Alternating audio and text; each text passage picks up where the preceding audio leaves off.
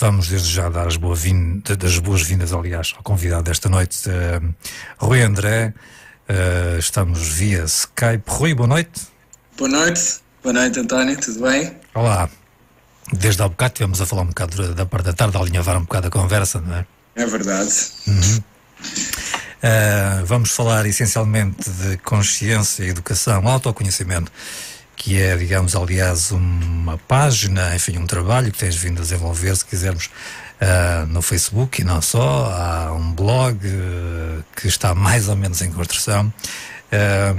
Não sei se queres fazer uma espécie de breve auto-apresentação para que as pessoas que não te conhecem, certamente muitas delas não te conhecerão, pelo menos no rádio, no Facebook ou enfim na net. Tens muita gente a seguir, digamos, os teus trabalhos, as tuas publicações, particularmente no Facebook. Tens vindo a desenvolver um trabalho também muito importante relativamente, digamos, ao ensino, se quisermos, não ao ensino via normal, digamos, das crianças. Quem é, assim, enfim, não sei se vamos então fazer a tal breve auto-apresentação, se quiseres, não é? Sim. Sim, e como estivemos a falar à tarde, é um pouco difícil encontrar categorias para quem sou. Se calhar o que traduz mais quem eu sou é o facto de ser pai de 3 filhos, não só pela transformação que a presença deles na minha vida obrigou, digamos assim, como também por toda a perspectiva de crescimento deles e de crescimento da evolução da própria sociedade, que me faz crer que é a partir das crianças que são as crianças que vão disputar aqui a transformação da maior parte das pessoas. E então, mais do que pai de 3 filhos, ou menos do que pai de 3 filhos, acabo por fazer um trabalho de escrita. Eu adoro escrever, faço as minhas reflexões, as minhas observações, utilizo o Facebook para tal. Não, como falámos também à tarde, eu optei por não criar uma máquina comercial para divulgar os meus serviços, porque também optei por não operar a esse nível. Portanto, quero que fique claro que sou uma pessoa como qualquer outra, com quem se pode partilhar ideias, com quem se pode partilhar uma conversa, ou a quem se pode pedir ajuda. E realmente a sociedade conduz-nos a um ponto que as pessoas se intitulam de terapeutas ou profissionais de saúde, ou seja qualquer outra profissão acima daquilo que são como humanos, e é um pouco essa inversão, essa humanização que temos que trabalhar.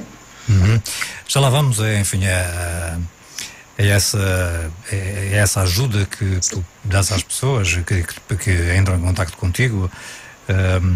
No entanto, tu tens vindo a desenvolver também, digamos, uma particular atenção, digamos, ao ensino via não normal, não é que seja anormal, mas digamos... não convencional. Pronto, ok, convencional se calhar é o melhor termo. Como é que surgiu, como é que tu tens interessado, já disseste que és pai de 3 filhos, que nos dias de hoje não é muito normal, não é? Sim. 3 filhos já, digamos, a média parece-me que anda no 1, qualquer coisa, não é? Como é que tu te interessaste então e porquê? Já percebi, enfim, os ouvintes poderão perceber que tu tens tentado levar uma vida, digamos, à margem, se quisermos, do sistema capitalista selvagem, pronto. Não sei se estou a dizer alguma asneira, e que é algo que, digamos, nos dias de hoje tem vindo a verificar muito. As pessoas estão um pouco à procura de maneiras alternativas de vivermos que não dependam de um salário, de um trabalho que se faz muitas vezes, contra a vontade, e faz porque precisamos do dinheiro para pagar as contas, não é? Não sei se queres pegar por aí, da forma que tu começaste, enfim, a procurar essa via alternativa, essa forma alternativa de viver, que vives, digamos, não tens um trabalho convencional também, não é? Já lá vamos depois. Mas eu gostaria que começássemos um pouco pelas crianças, pela educação, digamos, via não convencional, que parece-me que é algo que é muito interessante, porque de facto as coisas deverão mudar de futuro e se queremos que elas mudem, temos que começar a educar também de forma diferente, não é? Sim, e inequivocamente elas estão a mudar. Nós podemos ter muitas vezes uma observação um pouco seletiva apenas para o negativo, mas o que é certo é que, se estivermos atentos, podemos perceber que há focos de mudança um pouco por todo lado. Portanto, quem se sente assim um pouco perdido, às vezes a pensar que está a ser julgado, ou por pensar de uma forma diferente, ou por estar numa organização e querer partilhar as suas ideias e os seus sentidos, e às vezes as pessoas ficam a pensar que isto realmente, se calhar sou eu que não estou bem, e tenho é que me achandrar. Não sei se esta palavra existe no dicionário, mas é baixar a bolinha e ser conivente com todo o tipo de situações que vão contra nós. A verdade é que realmente não. É muita gente já a sentir estes sinais, a sentir estes apelos, e por todo o lado. Agora, o poder das redes será este, de unir as pessoas. No teu caso concreto, como é que isso se passou? Como é que começaste a despertar, digamos, porque já tiveste, digamos, vamos lá, o termo, digamos, normalmente usado, já trabalhaste por conta do trem, entretanto deixaste de fazer e começaste a trabalhar para ti próprio, como é que tudo isso passou? O que é que te despertou para, digamos, sair um pouco dos carris, vá lá? Os carris. Eu costumo dizer que já vivi várias vidas nesta vida. Apesar de ainda não ter chegado aos 40 anos, não é? Já pude experimentar muitas realidades. Realmente o meu processo de despertar começou com dor. Isto não tem bem que ser assim, não tem que ser assim. No pain, no joy, como dizem os ingleses, não é? Dizem, isto é uma crença muito forte, António. Realmente, se observarmos, se calhar também por ser um pouco mais visível, as pessoas que passaram por processos de dor intensa. E que dor foi essa? Vamos lá, eu gosto de ouvir histórias de vida. Sim, foi a minha separação, foi realmente um processo de... Separação, estás a falar de divórcio? Divórcio, exatamente. Okay. Divórcio. Foi um processo de gradual desumanização e que depois requereu um trabalho para sair ali da lama, como costumamos dizer, sobretudo no que diz respeito aos meus filhos. Apesar de eu na altura de ser empresário e trabalhar muitas horas. E eras empresário de quê? Eu era sócio de um franchising de uma empresa de transportes que tem agora sido premiada, inclusive é na ASEX. As carinhas brancas e laranjas que andam aí por todo o país, já por toda a península. Nessa altura, apesar de... Isso vai há quantos anos, esse divórcio, já agora? Ora, isto ocorreu, o divórcio, a separação, neste caso a separação ocorreu em 2012, final de 2012. E tinhas já filhos desse casamento? Tinha, os dois rapazes, os gêmeos, que hoje têm 10, portanto na altura teriam 5. Teriam 5 anos, e foi através deles e desta dor toda que disputou o divórcio que realmente começou o meu processo de despertar. Começou muito concretamente, isto quando ultrapassamos estas fases difíceis, temos duas hipóteses: ou nos deixamos ir, ou então realmente começamos a procurar soluções para sair. No decorrer desta procura, desta busca de soluções, ocorreu a entrada deles no sistema de ensino, portanto no primeiro ano do primeiro ciclo. E através de um sofrimento incrível que eles traziam daquela vivência escolar e daquelas horas forçadas de trabalho, porque sentia era mesmo que que era trabalho forçado. E atenção que tinha uma professora já com alguma consciência, mas que por obrigatoriedade do sistema acaba por pressionar. Ou seja, estavas a sentir que os teus filhos não gostavam de andar na escola, é isso? Não gostavam e pior que isso, não estavam a ser respeitados os tempos deles, ok? Porque eles estavam-se a começar a sentir insuficientes ou piores, ou eles começavam a sentir que tinham algum problema relativamente às outras crianças. E, também afetados por esse ambiente, se calhar, que se estava a viver em casa? Também, claro, que essa influência também é sempre muito importante, não? No entanto, eu na altura pensava que a tristeza vinha toda daí e não era verdade, vinha muito do ambiente escolar, porque isto, e agora aproveito aqui, é muito fácil, quer dizer, hoje em dia as pessoas começam a ter mais consciência. Por exemplo, quando as crianças nascem e temos os bebés, há aquela tendência a dizer: o meu filho começou a andar com 8 meses, e a outra mãe que tem um filho com 14 meses e o miúdo ainda não anda, começa logo a pensar que o miúdo tem algum tipo de problema, quando nós somos todos seres únicos e inimitáveis. Todos nós temos os nossos tempos de aprendizagem, os nossos tempos de desenvolver determinadas competências. E temos também que ter muita consciência de que forma é que se podem despertar as competências que são mais naturais, as nossas aptidões mais profundas, os nossos dons, chamemos-lhe assim. O que acontece é que este sistema está mecanizado e não respeita nem os tempos, nem os interesses. Fiz algumas pesquisas sobre pedagogias alternativas, sobre até psicologias alternativas, chamemos-lhe assim, alguma forma de os empoderar a superar aquilo.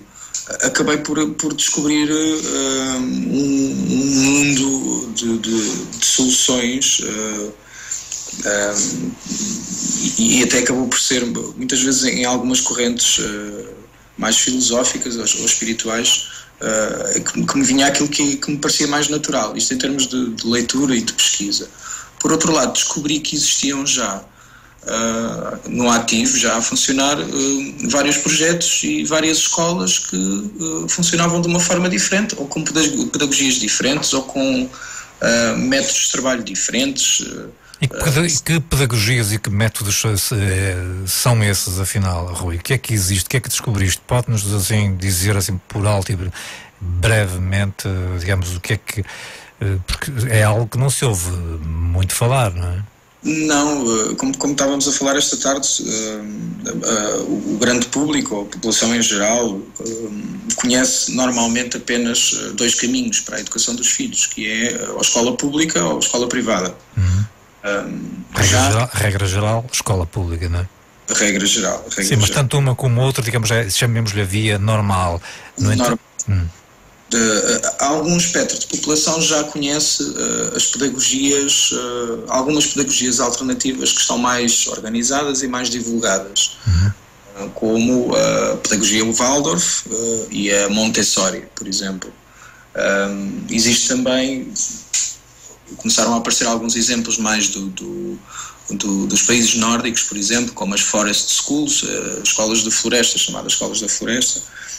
Têm conceitos e abordam temas completamente distintos dos da escola pública. Essa fica curiosa, escolas de floresta, o que é isso já agora? Isto é um conceito muito giro, em que a aprendizagem se dá no meio da natureza, ok? Portanto, não há aquela formalidade da sala de aula, e o contexto é a natureza, e a partir daí, na exploração, na construção de cabanas, na caminhada, na observação, aí se dá não só o conteúdo, não é? Porque quer queiramos, quer não, e independentemente das opções educativas que tenhamos para os nossos filhos, a lei portuguesa é intransigente, ou seja, se queremos transitar de ciclo temos que fazer exames, e nesses exames temos que depositar determinados conteúdos, okay, que são prioritários para o Ministério da Educação, que são os tais conteúdos que são ditados e que têm que ser adquiridos. Portanto, isto é a avaliação. E que agora, e que mais recentemente até iriam ser diferentes ou diferenciados de rapazes para raparigas, mas isso são outras conversas, não é? Isso depois foi uma polémica que afinal, não sei se tiveste a oportunidade de desmontar, até foi o Ricardo Araújo Pereira que fez aí num vídeo desmontou Falaram nisso, eu não cheguei a ver. Sim, já uma olhadinha que isso é outra história. Mas relativamente a essas, eu creio que foi Forest School que falaste, não é? Eu vi, digamos, na Alemanha há alguns anos um infantário que funcionava mais ou menos nesses moldes, mas a ideia dos pais era que de facto as crianças, os filhos ficassem, digamos, ganhassem mais defesas ao estarem ao ar livre, ao estarem ao frio, ao estarem à chuva. Elas, digamos, ganhariam mais defesas ao invés de, digamos, serem vacinadas e estarem, digamos, dessa forma, digamos, a prepararem-se, ou supostamente a prepararem-se melhor, digamos, em termos de saúde, não é? Sim, isto estamos a falar numa altura em que os pais têm medo e às vezes vivem a 500 metros da escola, ok? E têm medo de deixar as crianças ir sozinhas, porque se houve tanta coisa, os mídias espalharam tanta coisa. Estamos a viver uma cultura muito forte, digamos, do medo a todos os níveis, não é? O medo a todos os níveis. O medo é algo que nos... funciona bem na nossa sociedade, não é? Funciona. Prende-nos aos nossos instintos mais básicos. E os nossos instintos mais básicos são ótimos para o consumismo. Claro. Para o consumismo e para a nossa própria prisão, não é? Não é só para o consumismo, é também para nós perdemos o interesse pela vida, perdemos a curiosidade. Ainda há pouco comentava aí um vídeo no Facebook em que uma bebé devia ter ali uns 20 meses talvez, estava a descobrir a sua própria sombra. E eu pus a pessoa que publicou o vídeo a questionar, não é? Quando é que nós deixámos de nos admirar com estas pequenas coisas? Quando é que deixámos de reparar que todos os dias há coisas novas a acontecer? Nós fomos morrendo, não é? Ao longo do nosso crescimento e o nosso crescimento não para aos 10 anos, nem para aos 20 anos, não é? Nós só temos de crescer, de aprender quando partimos para o outro lado, e mesmo aí dizem que há quem diga que continuamos a aprender. Regressando à tua história de vida, então, depois, portanto, como é que ficou relativamente aos teus filhos? O que é que fizeste com eles? Nessa altura, ao fazer essas pesquisas, encontrei algumas coisas a acontecer em Portugal.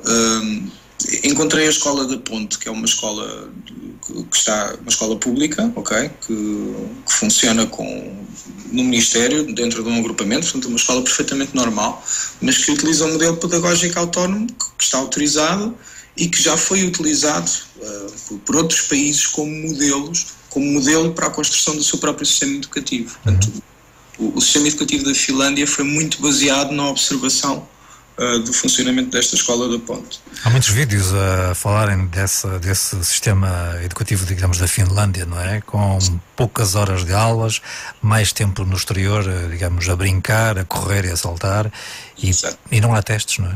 E não há testes. Não há stress dos testes, não há essa pressão toda sobre os alunos, e os alunos, por incrível que pareça, obtêm melhores resultados do que todos os outros que marram mais, digamos, e queimam mais pestanas, não é? Sem dúvida.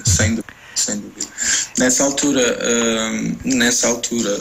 o que eu vi que podia fazer, claro que fui à procura, portanto comecei a participar em alguns encontros, contactei o fundador da Escola da Ponte, o professor Pacheco, por e-mail. Nunca esperei que me respondesse, mas realmente respondeu, deu-me contactos de pessoas cá em Portugal, informou-me depois das ações que ocasionalmente ele está no Brasil, mas ocasionalmente vem a Portugal fazer palestras e estar em encontros e ajudar especificamente a alguns projetos, algumas escolas que têm métodos alternativos de funcionamento. Nessa altura que eu percebi era que podia me envolver eu na escola dos meus filhos. Portanto, eu separado da mãe deles, com as nossas divergências não foi uma separação pacífica, também não foi nada não foi nenhuma novela, mas não foi pacífica. E é por essas e por outras que muitas vezes diz que o amor é muito próximo do ódio, Rui? Isto é uma pequena provocação, não é? É uma boa questão, Pois.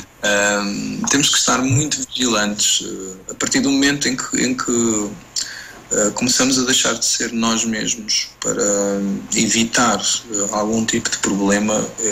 Aí é que começa o descalabro no relacionamento. E sim, os extremos muitas vezes chegam a tocar-se. É fácil nós passarmos do amor ao ódio. Aliás, a nossa vida é um pêndulo, não é? O segredo é nós conseguirmos segurá-lo ali numa amplitude no meio, que é para não sentirmos tanto os extremos, não é? Um dia estamos deprimidos. Mas a fronteira é muito ténue, não é? É ténue, e nós podemos observar, e agora voltando um bocadinho ali às redes e às redes sociais, nós observamos no Facebook as pessoas, sexta-feira, yupi, depois na segunda, estamos num pêndulo, é um pêndulo constante, e isto é só um exemplo, porque deixamos-nos levar muito pelas emoções fortes, não é? Tanto as boas como as más, e temos um pouco que nos desidentificar disso. Claro que gozar bem a vida e gozar o que é bom, mas tudo passa, não é? Tudo passa, claro. Tanto o bom como o mau. Estamos a falar da escola da Ponte, e esse método, digamos que já é um pouco diferente das outras. Não queres concretizar um pouco esse método que existe, então? Portanto, sem turmas. E os teus filhos estudaram depois, não é? Neste caso o que eu fiz foi, não podendo retirá-los do sistema, ok, nem da escola onde estão. Porque é obrigatório, não é? É obrigatório, e porque tenho que respeitar a mãe também. Tenho que respeitar também a mãe. Eu decidi envolver-me, comecei a participar. Ou seja, os teus filhos não foram para a escola, mas tu envolveste no projeto da escola, é isso? Eu envolvi-me na escola onde eles estão. Onde eles estão, ok. O que eu percebi foi... Que tentaste transpor para lá algumas ideias, foi? Exatamente. Entretanto, a professora deles... E que ideias eram essas, já agora assim, muito por alto? Na altura, o que eu tentei implementar mais foi esta parte da consciência emocional, ok? É um pouco difícil nós termos crianças equilibradas emocionalmente se elas não têm nenhum tipo de consciência de como funcionam as dinâmicas da natureza, ok? Vou começar pela natureza. A gente falou um bocadinho à tarde sobre os sistemas, não é? Que as células do nosso corpo funcionam da mesma forma que funcionam. Mas eles têm aulas de ciências, como é que funciona o nosso corpo, etc., não é? Eles têm muito conteúdo para aprender, sem dúvida. E não é o mais correto, no teu ponto de vista? Não, de forma alguma. O que é que falta então? Não falta conteúdos, portanto falta substituir muita coisa, falta criar um conteúdo flexível, o que o Ministério já fala, o chamado currículo individual, um currículo que se vai construindo à medida que se percebem as características da criança, os interesses, que se começam a desenvolver as competências, aquelas que se desenvolvem primeiro e com mais naturalidade. E esta ideia, e atenção, isto é muito provável que nos próximos 2-3 anos este currículo individual comece a ser aplicado já na maior parte das escolas do sistema português. Este ano já existe esta liberdade, mas a maior parte das pessoas na escola algumas pensam diferente, mas pensam que estão sozinhas e não sabem que no agrupamento ao lado já há uma escola a fazer diferente. Mas que diferença é essa que eu quero perceber, Rubem? Esta diferença de relevar os conteúdos. Eu vou dar um exemplo prático para ser mais fácil. Exemplos é melhor, sim. Passa muito. Eu vou falar um pouco aqui de um sistema que já está a funcionar num agrupamento de escolas aqui perto da zona onde resido, que é, a meu ver, uma excelente forma de transição. E que zona é essa? Já agora estás a falar da zona de Lisboa, não é? É o agrupamento de escolas de Carcavelos. Carcavelos, ok. E refiro mesmo o professor Adelino Calado, é o diretor desse agrupamento de escolas, e que, ao longo dos últimos anos ele tem vindo a implementar gradualmente um sistema que permite respeitar muito mais a individualidade de cada criança, de cada aluno. E só para dar uma ideia de como é que isto pode ser feito de forma relativamente simples. Este agrupamento dividiu os conteúdos que o Ministério revela como essenciais, não é? Como as metas a atingir, dividiu-os por relevância, como conteúdo A, B ou C. E depois, baseado em alguns estudos até que o Ministério tem feito sobre, por exemplo, o perfil do aluno do século XXI, de onde podemos retirar um espectro de competências e não tanto da aquisição de conteúdo que remete para a pura memorização dos conteúdos e depois para debitar nos exames, colocou quais as principais competências a desenvolver e também divididas por relevância. Só isto permite dar um pouco mais de trabalho aos professores. Não é um mero debitar a matéria. O professor tem que ter pelo menos 4 níveis de aula preparados. Isto para conseguir abranger o maior espectro possível de características dos alunos, não é? Porque estamos a falar do primeiro ciclo, segundo... Primeiro, segundo, terceiro, isto é aplicável. Ok. E um dos princípios é realmente os alunos transitarem, portanto não ficarem retidos. Ok, e isto pode parecer para muitos alguma incongruência, mas a verdade é que... Quando diz transitarem, passarem de ano? Passarem de ano. Passarem de ano. Mas continua a haver testes, exames, enfim. No fundo, os testes são utilizados como diagnóstico e não como avaliação, portanto não há uma identificação com a nota do teste. Mas há uma nota. Existe uma nota. Existe uma nota. Não é determinante para a avaliação do... Para ter negativa ou positiva, não é? Exatamente. Deixa de haver esse critério. Deixa de haver esse critério e a avaliação é focada nas competências do aluno. Se um aluno revelar imensas competências orais, ele deve ser avaliado oralmente e não por escrito. E o inverso também é válido. Portanto, há aqui toda uma liberdade e atenção, cada escola e mais especificamente cada professor tem a liberdade de o fazer. No entanto, também aqui impera um pouco o medo, ok? E muitos professores têm algum receio de fazerem o seu trabalho de forma mais livre, depois por pressão dos próprios agrupamentos, por pressão de colegas, por pressão das escolas, por pressão dos pais, porque há muitos pais também que culturalmente trazem uma visão muito mais rígida daquilo que deve ser a educação e exigem dos filhos, tal como exigem. As pessoas não gostam de trocar o certo pelo incerto, não é? Sem dúvida. A resistência à mudança é sempre grande. É sempre grande. Para não perder aqui o fio à meada, este processo eu envolvi-me realmente na escola, consegui, depois a professora dos meus filhos mudou, a professora que veio já estava envolvida num movimento que existe dentro da escola pública que se chama o Movimento Escola Moderna. Aproveito e passo aqui também um pouco a publicidade a esse grupo que já utiliza pedagogias e abordagens diferentes. Mas isso é o quê? O Movimento Escola Moderna é uma associação de professores, é? Exatamente. Nessa zona aí de baixo de Lisboa? É nacional. Ou é nacional? Ok, é nacional. Nacional, tem grupos nacionais. E uma das coisas, por exemplo, que este movimento defende é a não utilização de manuais escolares. Isto para teres uma ideia. Isso é complicado, pá. Nada.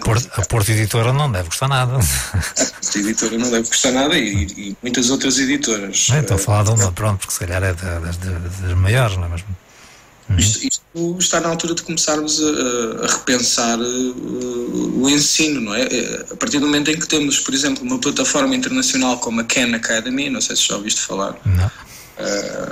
É uma plataforma de conteúdos com professores online, ok? Portanto, já permite que qualquer pessoa, em qualquer ponto do mundo... Em qualquer língua ou em inglês? Em qualquer língua. Neste momento já está... Eu penso que é capaz de faltar meia dúzia de países. Português também? Português já está praticamente, está através da Fundação PT, está a ser desenvolvido através da Fundação PT. Portanto, há aqui muita coisa a acontecer que a maior parte das pessoas não tem conhecimento. É um pouco este trabalho também de divulgação que eu acabo... Estás a dizer que o atual sistema, e com os manuais, etc., isso está obsoleto, como é uma palavra muito usada nos filmes Zeitgeist? Sim. Sim, e pegando aí um pouco no Zeitgeist, nós temos a escola do século XIX, não é? Com as grades, com os toques, com aquela forma... Provavelmente faz sentido, uma vez que os miúdos, digamos, estão na escola, mas estão com a cabeça, estão lá de corpo presente só, não é? Uma grande parte dos miúdos agora, não quer dizer que não sejam inteligentes, não quer dizer que não queiram aprender, mas se calhar não desta forma, alguma coisa que poderá não estar bem. Foi isso que despertou essa tua atenção para te envolveres nisto tudo? Sem dúvida, e eu costumo usar a analogia com o adulto, não é? Normalmente nós vamos ao cinema ver um filme que gostamos, não é? Se não gostarmos do filme, ao fim de um bocado começamos a olhar para o lado, a abrir a boca, vamos comprar umas pipocas. E até acabamos por sair, não é? Exatamente. Só que ali não há falta, e na escola há, não é? Ali, coitadinhos.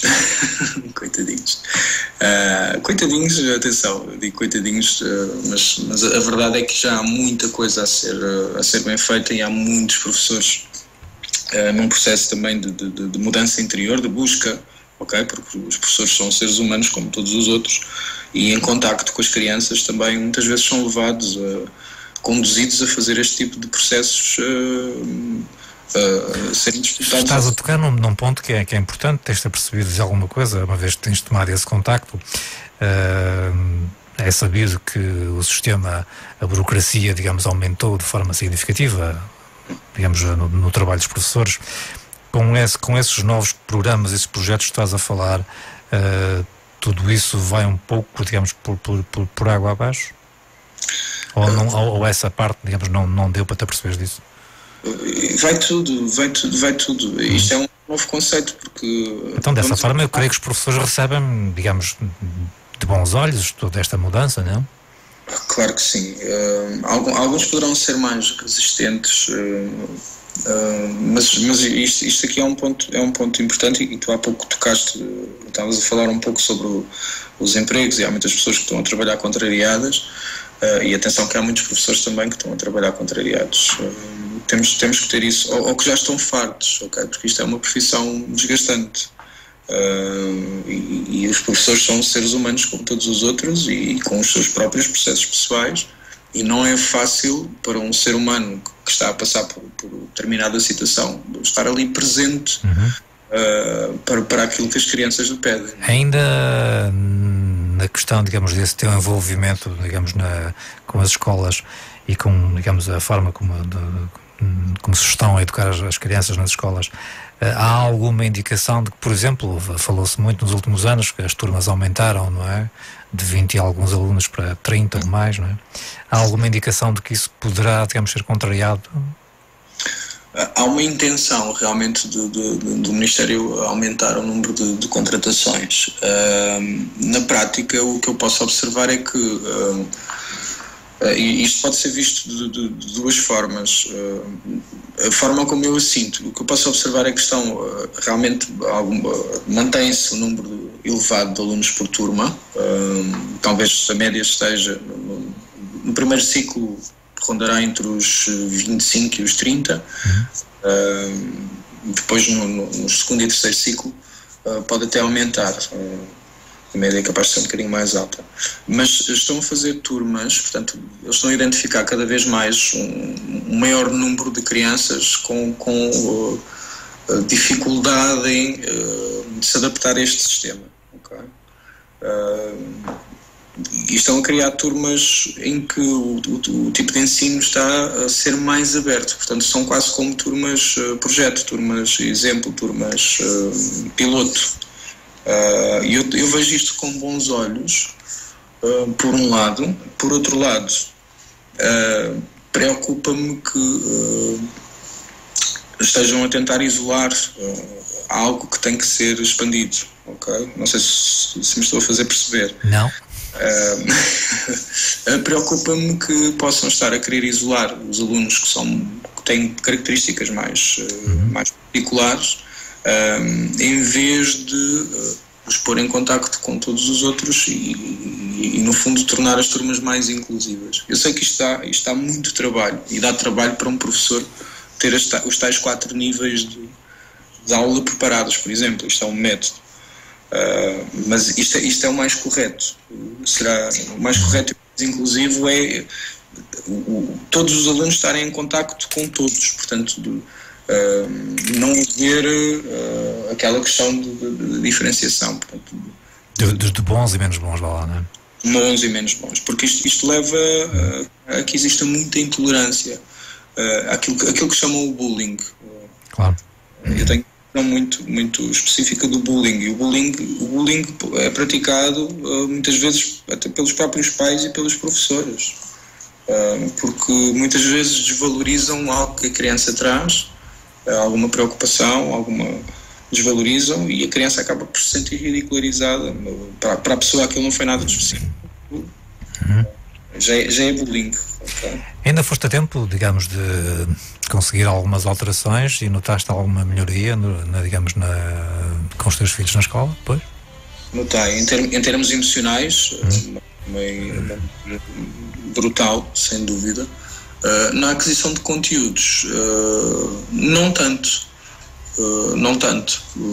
Eles em particular não têm uma capacidade de memorização escrita, por exemplo, grande. De visual é brutal, portanto eles são capazes de ver um episódio de desenhos animados e de me descreverem o episódio quase do princípio ao fim.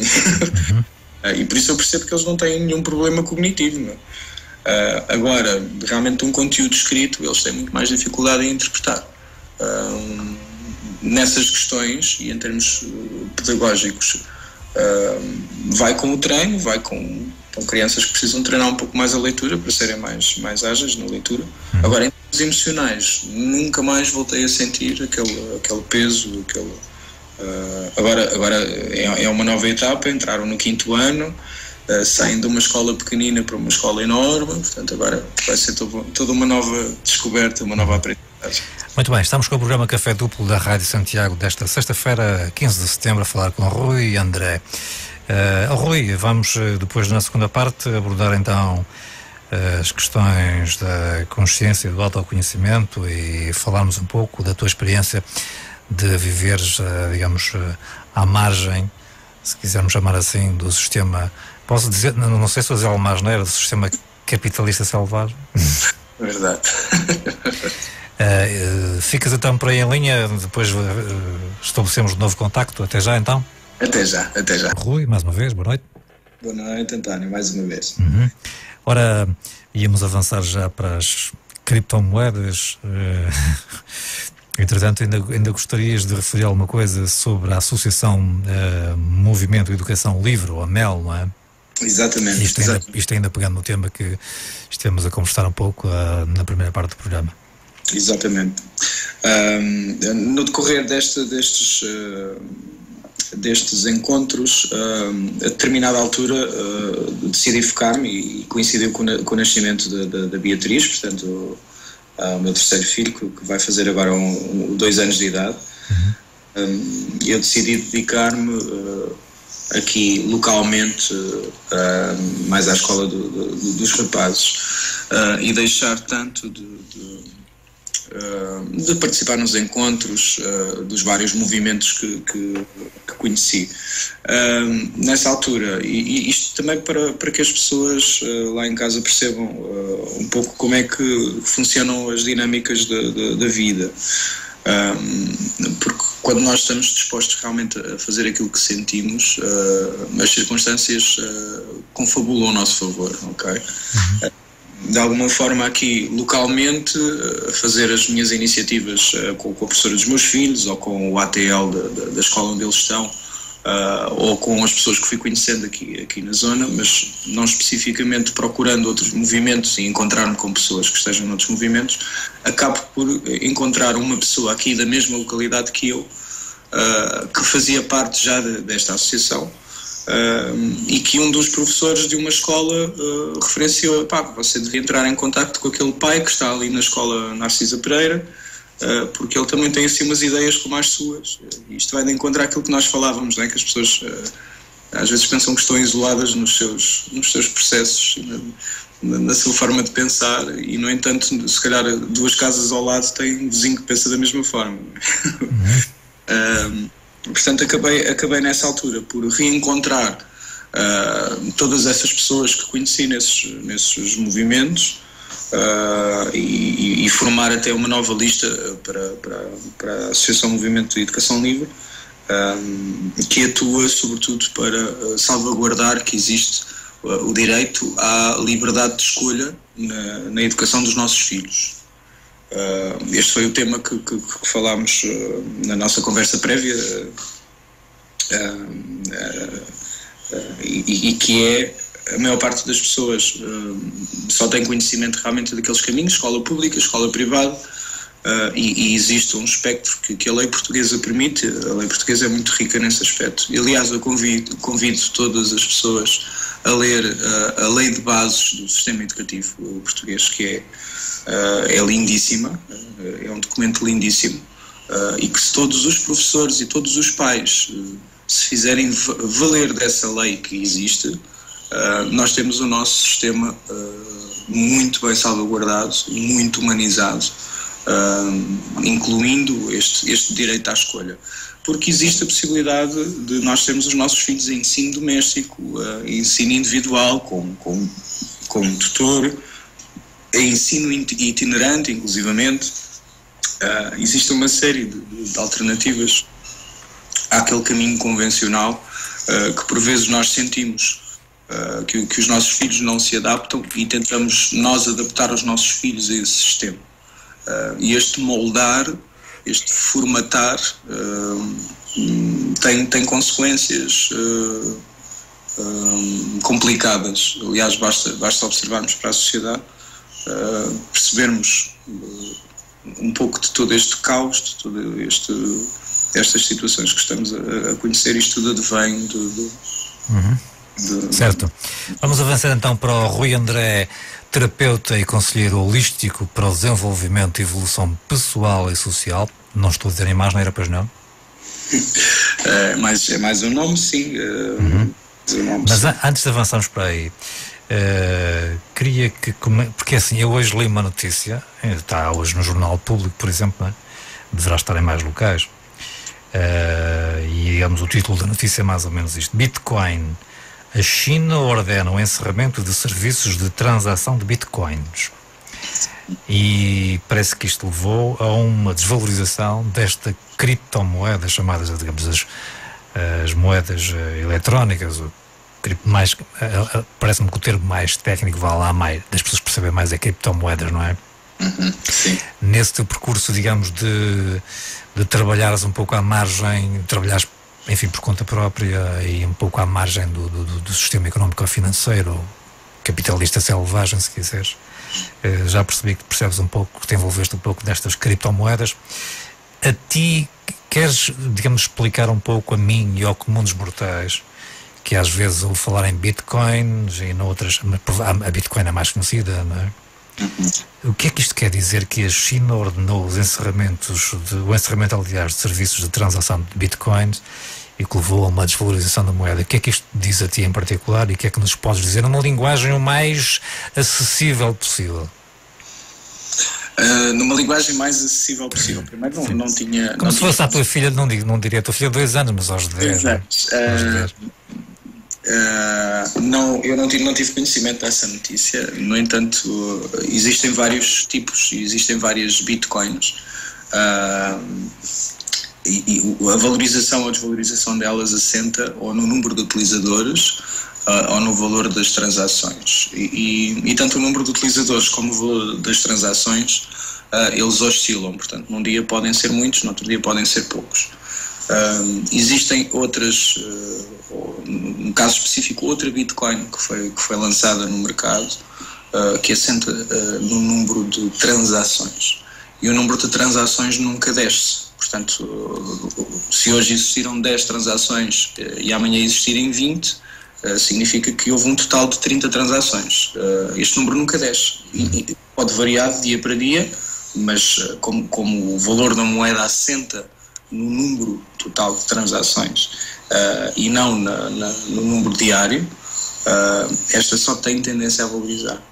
Portanto, o que aconteceu na China em específico eu não te sei comentar, teria agora que perder aqui uns tempinhos para ler sobre isso. O que te posso dizer é que existem 2 sistemas a funcionar em paralelo: o sistema financeiro, que é o nosso conhecido, que é regulado pelo Banco Central Europeu, pela Reserva Federal dos Estados Unidos.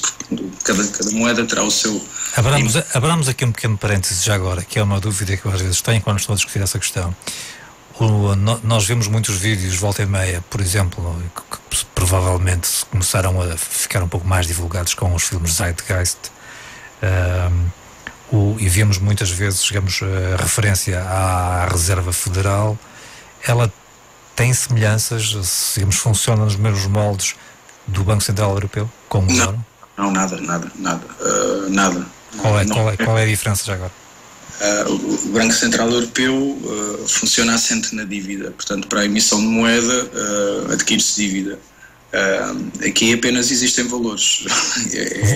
O Banco Central Europeu ou a Reserva Federal? Ambos funcionam da mesma forma, com emissão de dívida. A emissão de moeda implica emissão de dívida. Então, mas falaste que é diferente. Qual é a diferença então, afinal?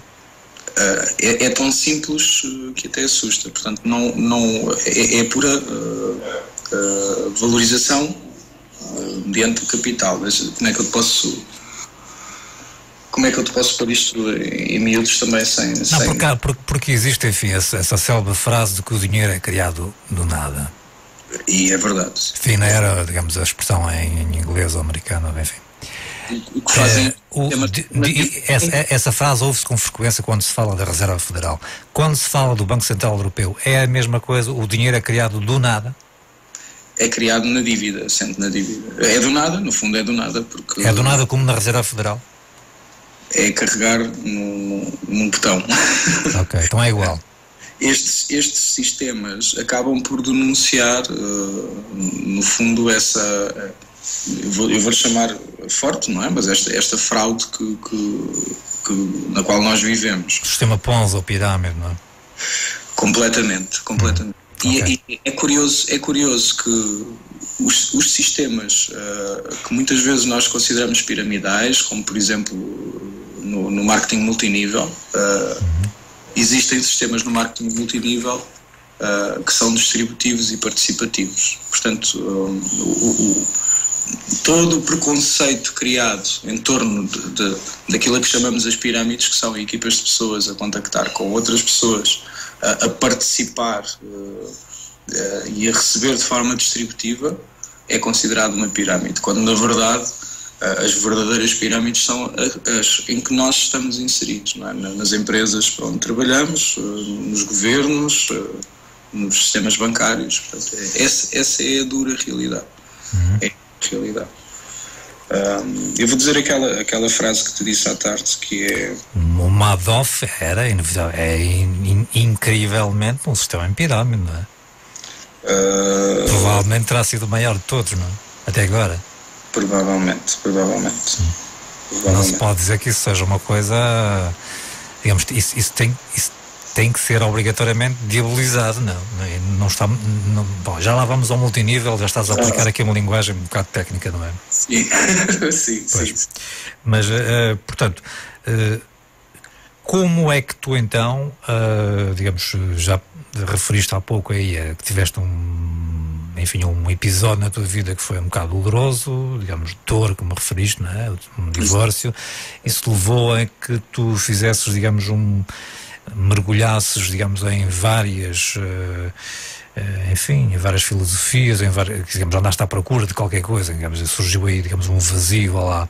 Isso levou com que tu então deixasses de trabalhar, digamos, por conta de outrem ou de uma sociedade que tinhas e resolveste, digamos, estabelecer-te por conta própria e, enfim, exerceres uma atividade que, digamos, és independente, vá lá, não é?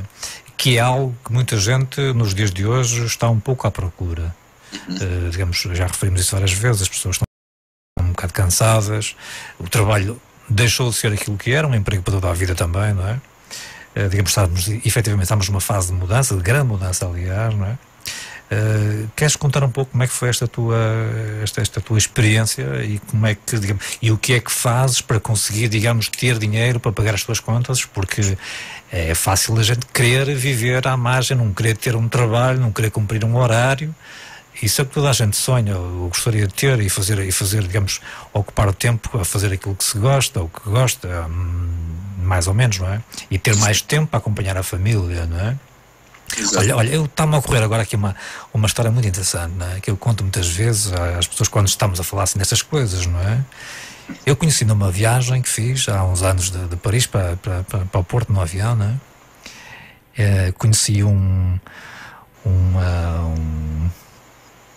concidadão, vá lá, que mora aqui nesta zona, não vou especificar para não se entrar aqui, digamos, não interessa saber quem é ou quem deixa de ser, isso não há problema. Era um imigrante, certo?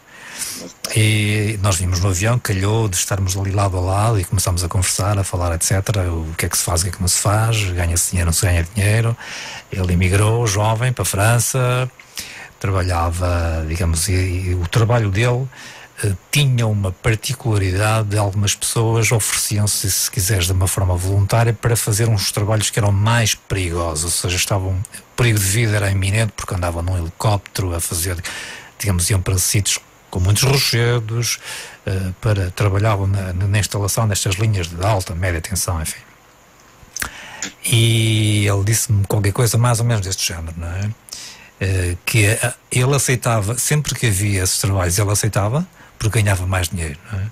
E disse que ganhou dinheiro, ganhou muito dinheiro, e o conceito de muito e o pouco é sempre relativo, e não estou a discutir isso, mas pronto, terá ganho algum dinheiro comparativamente com, digamos, o espectro de cada português que vivia aqui em Portugal, digamos, sem esse dinheiro e que pretendia ganhar esse dinheiro e emigrava, não é? Mas ele dizia-me que andou anos, não especificou quantos, mas terão sido vários, 10, 20, não faço ideia, 30. Mas diz ele que andou muitos anos, vários anos, com esse trabalho que, digamos, não lhe permitia preparar uma refeição para levar. Então diz ele que andou anos a comer ao almoço, pelo menos, e aí quantas vezes ao jantar, e se calhar ao pequeno almoço, não é? Uma lata de atum e um ovo cozido. E então remata desta forma: ganhei dinheiro, mas também ganhei muitos problemas. Tinha não sei o que no estômago, não sei o que nos intestinos, cadê por aí fora, não é? E estava eu há pouco a falar enfim, de toda esta vontade que eu vejo nas pessoas, um certo cansaço com o sistema, toda a gente queria fazer uma coisa que goste, que gostasse, mas falta essa vertente, digamos, material de que é necessário, porque nós, digamos, o ensino é obrigatório, temos que comprar roupa, livros, manuais para os filhos, etc. Temos que pagar a casa, ou alugado, ou a hipoteca, quer dizer, precisamos de dinheiro, não é? Então, como é que tu, digamos, estás a conseguir viver, a fazer, digamos, um pouco aquilo que gostas, porque trabalhas por tua conta, um trabalho que nem sais de casa, digamos, utilizas a internet para trabalhar com estas criptomoedas. Como é que te fazes isto tudo? Vá lá, numa linguagem o mais simples possível, não é? Como se estivesse a falar para os teus filhos de 10 anos. Sim, eu vou começar um bocadinho vou fazer aqui uma ligação, não é? Tu tens, em princípio, realmente esse questionamento do que é que nós estamos a fazer com o nosso tempo, o que é que realmente é prioritário para nós, foi aí que começou a busca. No processo, eu percebi a importância de nós estarmos presentes uns para os outros, e foi aí, digamos, que começou o meu percurso de terapeuta, chamemos-lhe assim, onde fiz algumas formações na área da espiritualidade, nas terapias alternativas, fiz alguns cursos e comecei, digamos, a enverdar isto depois de decidir. Espiritualidade, permite-me aqui um pequeno parênteses, não é? Que não liga muito bem com o sistema económico financeiro e o capitalismo selvagem, não é? António, o que eu verifico é que as pessoas, quando começam a despertar para algum tipo de consciência, de repente percebem que ou criam a crença de que o dinheiro é o mal, digamos, é a raiz de todo o mal. Portanto, há muitas crenças negativas relativamente ao dinheiro. Claro, não é? Há essa célebre frase que prolifera no Facebook, aliás, não é? Éramos todos irmãos até que a religião nos parou, a política nos parou, o dinheiro nos parou, não é?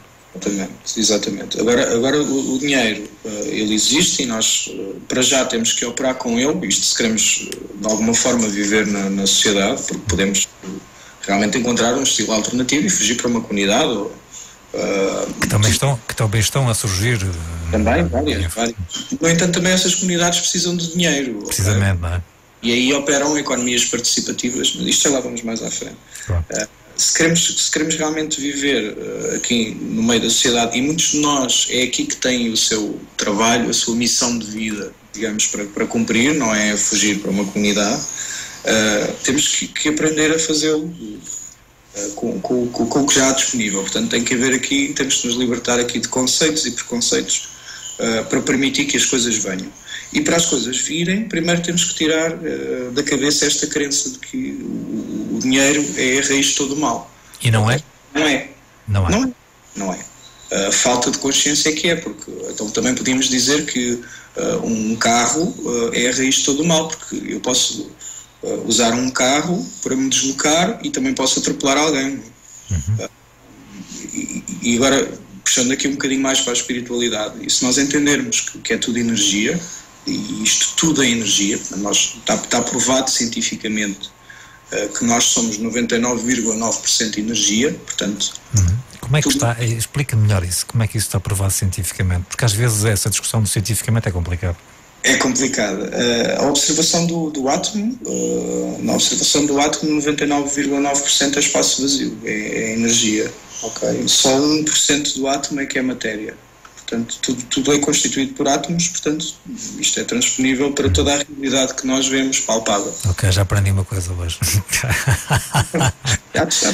Tem muito que falar, até sobre física quântica, porque ajuda a perceber muitas das coisas, e depois com exemplos práticos. Vamos ao dinheiro, que não é a raiz de todo o mal, então, afinal. Vamos ao dinheiro. Como eu estava a dizer, o dinheiro é uma energia como tudo, e é uma ferramenta como tudo, portanto ela pode ser bem utilizada ou mal utilizada. O que acontece com isto... Sim, porque o dinheiro não se mexe, não é? As pessoas é que movimentam, não é? Completamente. E as pessoas é que fazem algo com o dinheiro está ali quieto, não é? Se nós começarmos a encarar, por exemplo, a maçã como algo escasso, porque nós olhamos para o dinheiro como algo escasso, não é? Então tendemos a guardá-lo, temos a ganância. Não há outra forma de olhar para o dinheiro senão de modo escasso, não é? Se de repente nós passarmos a ter a maçã como a única fruta nacional e nos meterem na cabeça que há escassez de maçã, nós fazemos com a maçã o mesmo que fazemos com o dinheiro, não é? Começamos a roubar maçãs ao outro. Muito bem, estamos a falar de dinheiro e afinal de contas, segundo o nosso convidado desta noite no programa, Rui André, não é a raiz de todo o mal, ao contrário do que muita gente pensa, até aliás se diz, não é, que se não queres perder um amigo não peças dinheiro, não é?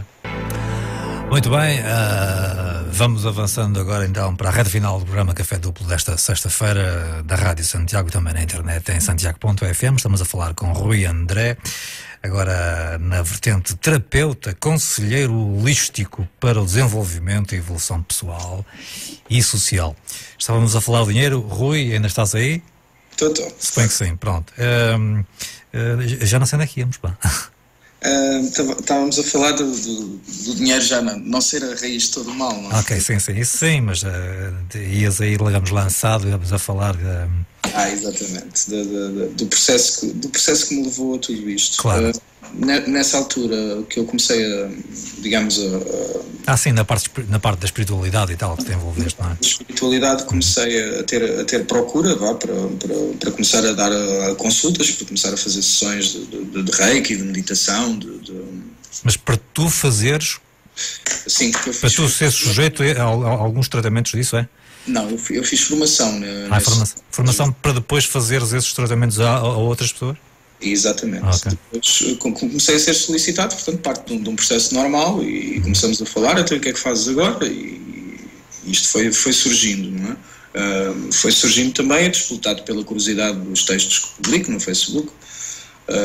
Nessa altura comecei a dar consultas em vários espaços e ao domicílio, comecei a fazer formações de reiki, comecei a dar sessões de meditação, portanto, segui essa parte como profissão, chamemos-lhe assim, como ocupação, mas rapidamente eu me comecei a perceber algumas dinâmicas que se alimentam com o dinheiro, para além da questão do tempo. Portanto, eu tinha passado, na altura era sócio de uma empresa, como te disse, passava de uma situação em que trabalhava 12 horas por dia, mas tinha as noites e os fins de semana, pelo menos para os meus filhos, e uns dias de férias. E nesta profissão, digamos, de terapeuta, eu comecei a perceber que para ter um rendimento minimamente digno ou confortável, chamemos-lhe assim, eu iria acabar por ter que sacrificar as noites e os fins de semana com as consultas e com os workshops, porque a maior parte das pessoas só à noite e ao fim de semana é que tem disponibilidade. Portanto, se realmente chegar a muita gente, não há muitos outros caminhos senão isso. Portanto, de repente virava-se o feitiço contra o feiticeiro, com a agravante de isto quem trabalha por conta própria sabe que é quando se vai de férias, o dinheiro também vai de férias, não é? Claro. Enquanto que se estivermos por conta de outrem, existe normalmente até o 13º mês e um subsídio de férias para salvaguardar. Esta é uma parte. Portanto, nós nas nossas vidas temos que ter bem presentes aquilo que queremos. Portanto, não é independentemente de eu agora ter escolhido um caminho por conta própria, que eu vou acabar por enrolar a minha vida mais do que estava enrolada. Portanto, eu percebendo agora que as minhas prioridades e aquilo que eu quero, portanto, a maior parte das pessoas formatam-se para aceitarem e para se moldarem a estas condições. Ao meu ver, nós temos que buscar sempre a solução ideal. O que aconteceu foi parte de um processo. Portanto, comecei a perceber muitas dinâmicas com esta ajuda ao próximo.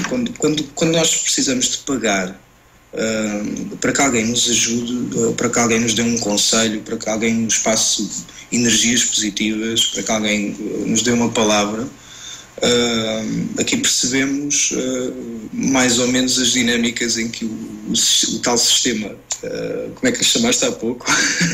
Capitalista selvagem? Exatamente. É realmente um capitalismo selvagem. Nós termos que pagar contas e sermos obrigados a cobrar a uma pessoa para lhe dar umas palavras, para lhe dar uma ajuda, para lhe dar um empurrão na vida. E a maior parte de nós precisa, também que o caminho se faz muito pelo tal autoconhecimento e esse caminho é um caminho um pouco solitário, mas o que é certo é que se formos tendo dicas de alguém ao longo do tempo, podemos atalhar muitos meses e muitos anos de experiências mais dolorosas. Este tipo de dinâmicas, eu comecei a sair de consultas e a pensar, isto não está correto, eu estou a ser pago para ser amigo desta pessoa.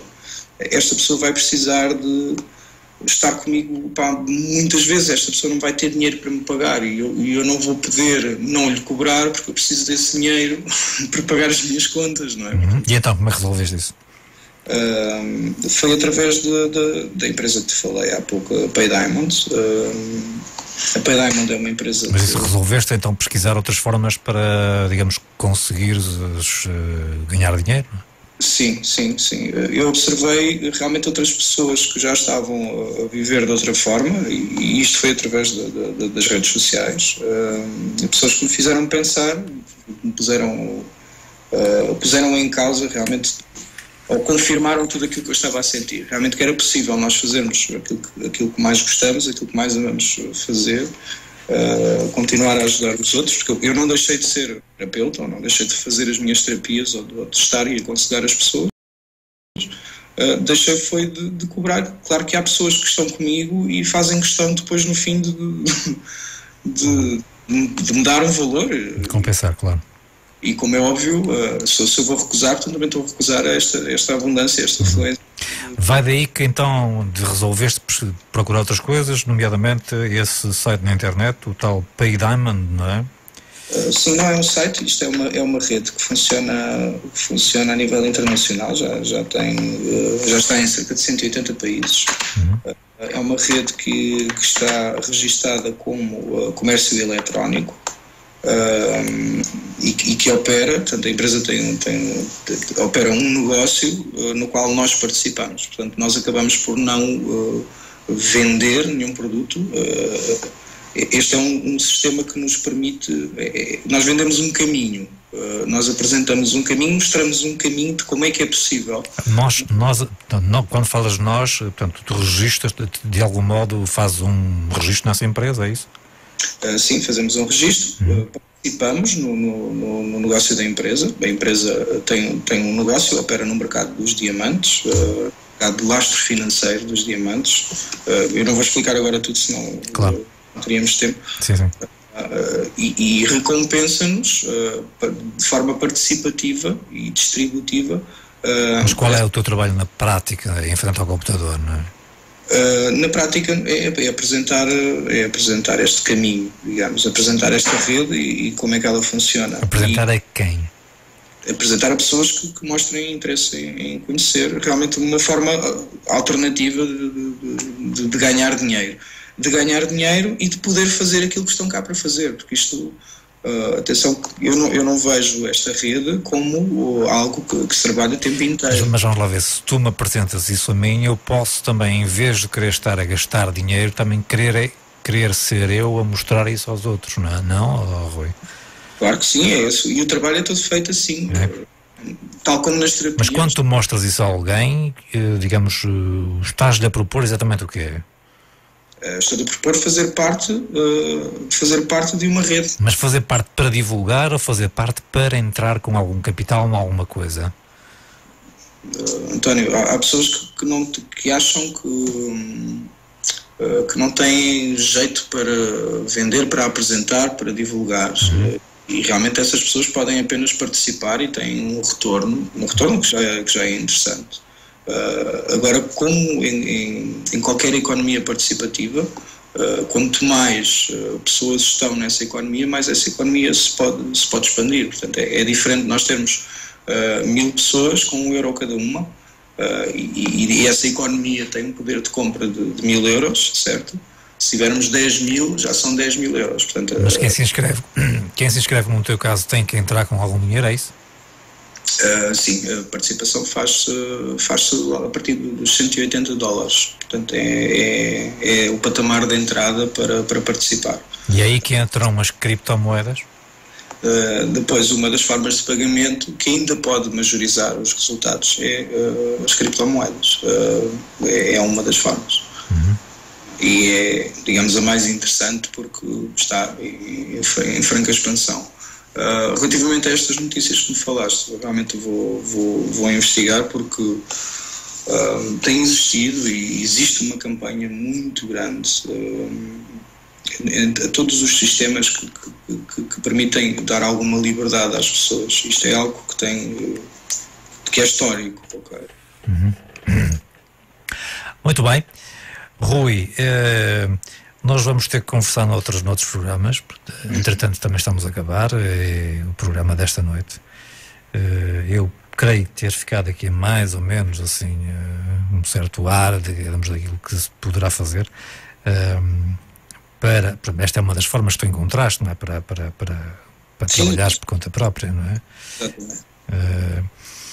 Eu vou agradecer imenso a tua chamada, gostei imenso de ter aqui no programa. Eu também, obrigado. Continuamos em contacto, entretanto depois vou colocar a nossa conversa no YouTube e partilharei contigo e porque há aqui esta última parte, creio que poderá ser mais bem explanada, se quiseres, de futuro, porque muita gente poderá estar, aliás, interessado nas tuas dicas. Vou agradecer então a tua chamada, muito obrigado, e até uma próxima oportunidade. Estamos em contacto também, certo? Certíssimo, ficamos sempre em contacto, António. Temos muito para partilhar.